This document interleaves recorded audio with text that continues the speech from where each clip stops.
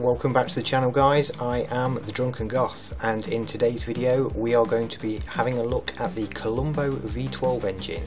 which was used in various different iterations on models of Ferrari from around 1947 right the way through to the 1980s. Now, as you've probably seen in previous videos, I have restored quite a lot of these engines, but in each video we've not really taken a deep look as to what's involved in the full process of stripping down and rebuilding a Colombo V12.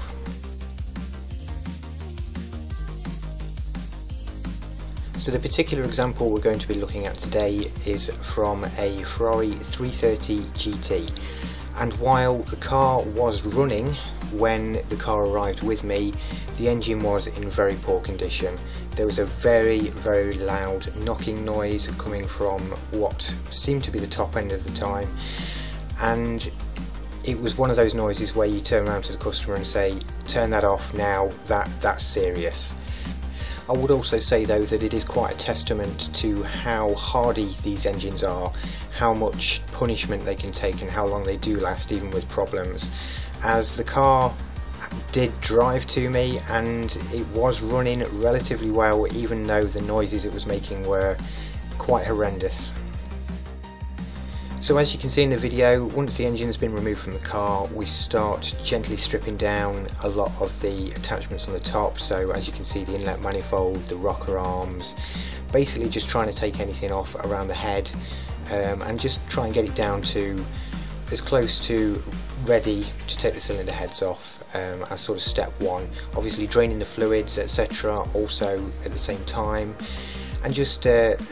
gently starting to prep everything whilst having a good look round, making sure there's no serious issues that we can see on the initial check over.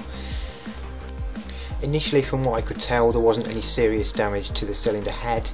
so we decided to get the bore scope involved, and as you can see here, the pistons were quite heavily damaged. So the initial noise that we heard when the car first arrived was indicative of something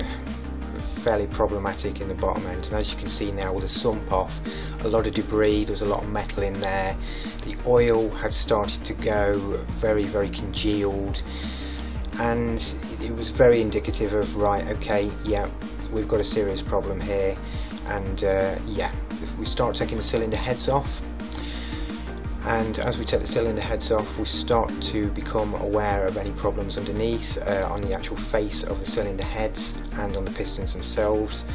Obviously there is going to be a lot of carbon build-up, but as you can see here, one of the valves has hit the piston,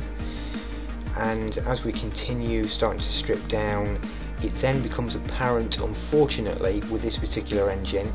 that one of the cylinder heads had seized to the block. So while we carry on stripping down other parts of the remainder of the sump, as you can see here, we were then going to have a problem with that remaining cylinder head. Now, in the past, with problematic cylinder heads, ones that have seized down on the studs, we have had to eventually resort to spark erosion on the studs to basically melt them out and then restud the block afterwards. But obviously if you can get away with it, it's always preferable to try and remove the head in other ways that save trying to create any more damage. So as you can see, we removed the pistons from the other side, basically removed as much as possible to get that head more or less the last thing on the block, so that we can apply some heat, start trying to gently coax the head off the block, and eventually we do manage to get the head off without causing too much damage. And once the cylinder head is off, as you can see here, there's quite some extensive damage on two of the cylinders there. Quite a lot of debris is impacted around the valves, and it's basically not in very good condition at all. Again, a testament to the engine on the fact that it was still running at this point, but as you can see, we've got a lot of work ahead of us to try and get this back to a factory original engine in good working order. So once that's all done, we've got all the parts all laid out, everything all stripped down, all ready to go through each part individually, work out what needs doing, and start the prep for the build-up, getting it all back to original. At this point, everything gets a good clean off, any debris, any oil washed off, and with the block itself it is prepped to go to a machine shop so that all the tolerances can be checked and we can start getting the prep work done to get all the problems sorted. Well, that is it for part 1, guys. If you enjoyed the video, please drop a like on it, please subscribe to the channel, and I will see you in part 2 where we will go through some of the parts restoration before continuing on to the final build up. Thanks guys, bye bye.